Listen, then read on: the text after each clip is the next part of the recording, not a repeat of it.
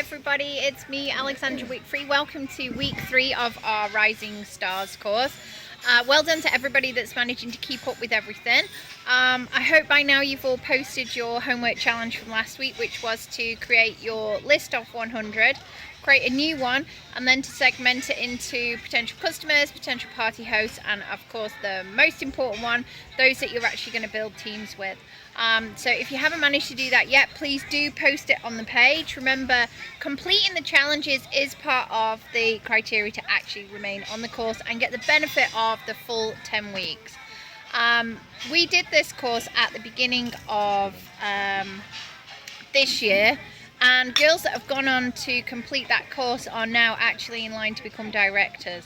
Yeah, that's how good this course is. And also, shush you, I have an audience in the background and he's girls being and naughty. Boys, Nathan. Yes, girls and boys. The lovely Nathan and Matt completed it as well. So those people that completed our course are achieving directorships and are going online to achieve directorships as well. So that just proves the power, putting yourself out there, undertaking these types of courses and completing them. That's the important thing, actually, completing the course, not just starting it. So, week 3, what are we looking at? We're looking at adopting an attitude of being a CEO from the very beginning. There is a saying, if you treat your business like a business, you'll make a business income. But if you treat it like a hobby, you're going to make a hobby income. And that is absolutely true. From the day I joined Scentsy, I knew that I wanted to be a superstar director. There was never any doubt that I wanted to be all the way at the very top of the business, and I wanted my business to be successful.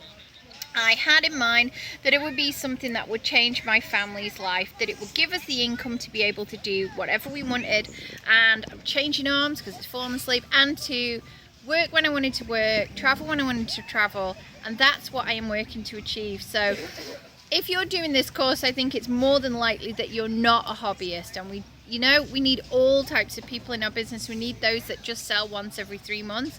And you know something? Treasure those people, because they're really the core of the business, because finding awesome people like you that want to then go on up through the ranks, you're actually a lot rarer, okay? So, on the topic of, you're going to read in chapter 3, on the topic of chapter 3 as well, we're looking at being accountable. You know, this is your business. This is your empire that you're building. This is your team that you're helping. These are your products that you're selling, and this is your company in your own right that you're representing. Be accountable. I absolutely hate those people that just spend their whole time through their life playing the blame game. It's Scentsy's fault that this place wasn't available. I didn't know that this was out of stock because Scentsy didn't do this, that, and the other. You know, be accountable for your business. If there's a mistake, just, say, hey, this has happened. Be positive about it. Move on. You know, what Sarah has to say in chapter 3 on accountability, I think is so important. You know, it marks people out from being just not even managers, just from being one of the average people. Leaders are accountable. Leaders, when the mistakes happen, they'll just say, hey, it happened. When things go wrong, they'll fess up.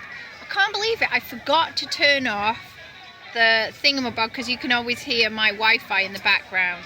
So there you go. Made a mistake, fessing up to it. Ugh. So excuse the buzzers in the background. Let's hope no one wants to talk to me now. So another thing that Sarah says, and I'm going through picking my aha moments from chapter 3. This is like the 4th time I've read this, and I'm still getting value from it. And my notes are down here, you see. I'm a notey type person. You can work part-time, but you can't work any-time. And this comes back to a concept called the seasonal cafe. And the idea is that, yeah, this can be a part-time business for you. If you want to earn part-time income, you can work it part-time. There is nobody that does Scentsy on a part-time basis that is making a full-time big income. It does not happen. As you go up through the ranks, if you increase your hours, you'll increase your income. But do not become one of those people who opens when they feel like it. So you'll work hard for 3 months, and then you'll take a holiday, and then you'll take all that holiday time off. And then when you come back, it's a little bit hard to start back in business, and you've just got to recover from the jet lag or whatever else is going on in your life. Kids go back to school, whatever it is. So you take another couple of weeks off. And then when you finally get back to business, A, you find that the wheels have fallen off your business because you've stopped working it, and B, you discover that it's actually incredibly hard to get going again. And see all the website orders come to us. Yeah, and see all the website orders come to us. So honestly, people, please don't be the seasonal cafe. You know, a seasonal cafe is one of those where, you know, and we found these in Ireland particularly. Amazing cafes, and they open and you visit them all the time, and then you'll go one day and it'll be closed. And what happens when that cafe is closed? I'll tell you what happens. You take your business elsewhere. Do you go back and try the cafe again? You might try it once more, and if you find it closed again, that's it. You're never going back, because when we want something, we want it. Where you know, there are plenty of other Scentsy consultants, so if you're not delivering, somebody else is going to. So don't be the seasonal cafe. And you can work part-time, but you can't just work sometimes. And by that also, I mean that when you're on holiday, find time to work. If you're a leader especially, find time to work. And you know, when you have family to visit or you have other things on, I've been away on hen do's and other stuff, I always say to everybody I'm with, look guys, I'm gonna have to now go away and work for the next hour or so because I run my own business and I have to be able to go away and put the extra hours in. If somebody has a problem with that, that's fine. I am not gonna not work my business because it's their problem, not mine. The reason I'm able to spend my life traveling when I want, be at home with my children, is because I run my own business.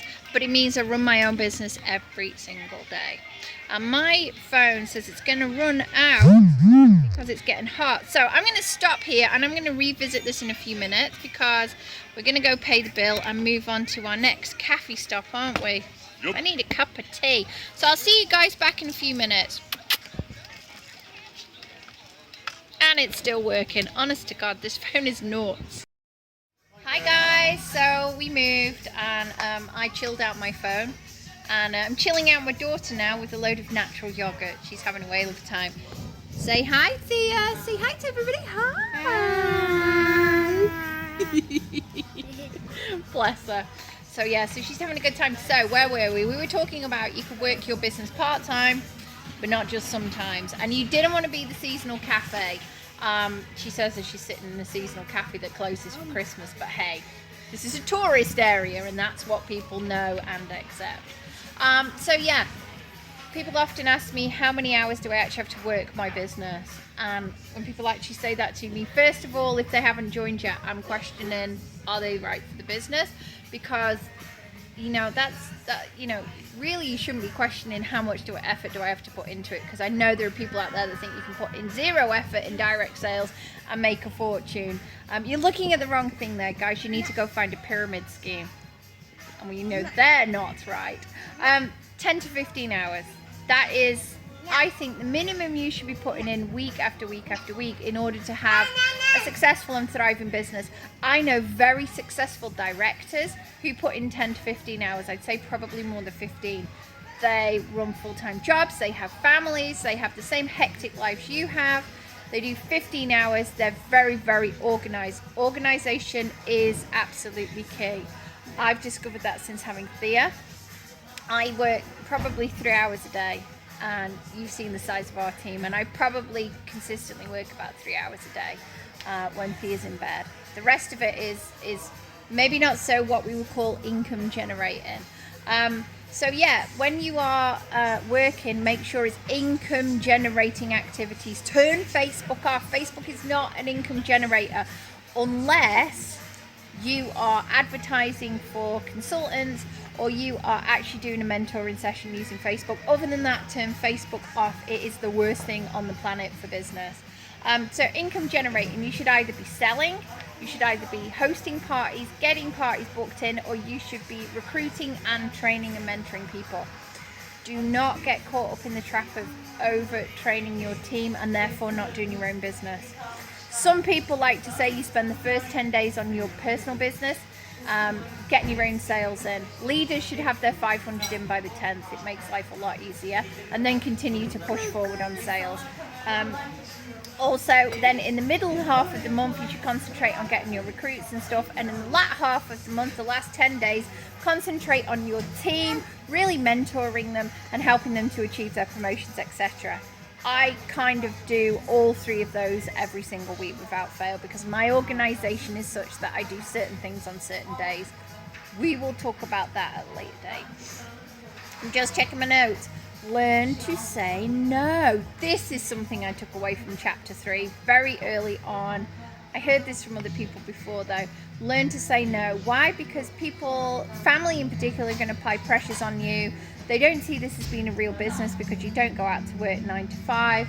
And people say, oh, well, you just don't do that today. You know, just come out with us. Don't do this today. You know, you're on holiday. Put your phone down. You have to learn to say no. You have to learn to ask people to respect. This is the business you've chose. You're serious about it. And therefore, you're going to have to put in power hour every day of your holiday in order to make it work. You know, if they're really, really difficult, do it when everybody else has gone to sleep, or get up an hour early and do it. But make it happen, because you'll see the benefits, believe me, when you get home from a holiday and you don't have to restart the wheel all over again. What else? Personal development. My final message from me, guys, and I'm going to give you a personal development homework this week as well, is you have to develop yourself. I am very time short with baby Thea, who's now painting her legs with yogurt, and Daddy is finishing the yogurt. Daddy, don't eat all her yogurt. She'll only scream. Personal develop. If you don't feed yourself and grow yourself, you can't expect to be able to give the best to your team. I like to do my personal development. I'll listen to stuff when I'm in the gym, and I read stuff on my Kindle. Obviously not when I'm doing my aquafit classes, when I'm doing my walk-in. And I also like to listen to stuff in the car. Scott and I are avid fans of Jim Rohn. We love Eric Worre. We are fans of Sarah Robbins. We also like Tony Robbins, no relation to Sarah Robbins. Darren Hardy. We love Darren Hardy and the Success Magazine guys. You know something? Randy Gage. Randy Gage. There are so many of these guys. There's Randy Man. Randy Man. No, that Randy Man. You're a terror. I can't even just say That's that. me. That's Scott. Randy Man. Unreal. Did I say that? So yeah, self-develop, guys. Find ways to build it in. I know that some people like to pack their samples and stuff while having YouTube people playing and stuff like that. If you want to do it, you'll do it. You'll find a way. If you don't, you'll find an excuse. Always a way. So, homeworks. Right. A, read chapter 3. Very important. And put your aha moment under this phone. It is a lot less reliable than I am. So, it turned itself off. I've no idea where. Homework number 1, read chapter 3. Homework number 2, set up a mobile office. We'll talk about this in the team page. Homework number 3, Sarah talks at the end of chapter 3 about goals and the importance of goal setting. I want you to do an I will statement and share it in the team page. I am not seeing enough sharing of homeworks here, guys. It's supposed to be a group thing. I want you to tell me 5 things you will do before the end of the 30th of March next year. And finally, a personal development homework. I want you to Google how to do a power hour, and if you find a really good training on this, take the time, support the team, and put it out there on the page. Let's share knowledge. Let's help each other out, because the team that helps each other is a happy team. So that is it from me. That's like 3 different videos, 2 different locations, and 1 awesome course. I love working with you guys. I think you're all absolutely amazing. I'm now going to go and clean up my daughter. Look at the mess. Do you want to say bye to everybody? Say bye.